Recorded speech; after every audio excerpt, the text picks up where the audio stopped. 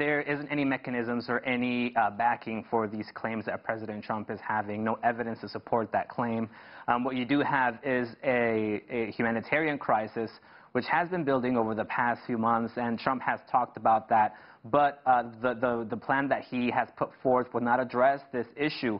Essentially, the biggest problem happening at the border right now deals with the arrival of Central American migrants, most of which are women and children who are claiming asylum or wanting to claim asylum in the United States. However, because of the stricter enforcement measures, many of them are left waiting for months, weeks, and sometimes months on the Mexican side of the border. And for many of them, instead of waiting for that much time, they take the option to instead cross illegally, which then plays into the whole notion for President Trump that there needs to be some stricter border security. But certainly to date, we haven't seen very many evidence to support that claim. What we do see is that the level of apprehensions along the southwest border between the U.S. and Mexico is at some of the lowest levels in almost 5 decades.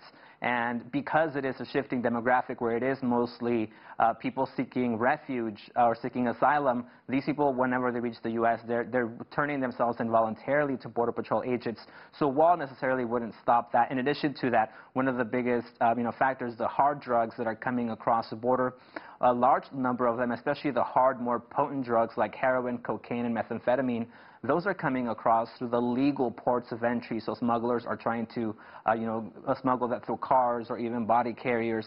And so a wall or any additional physical barriers may not have any direct impact on that, aside from maybe funneling even more of those attempted smuggling cases through the ports of entry.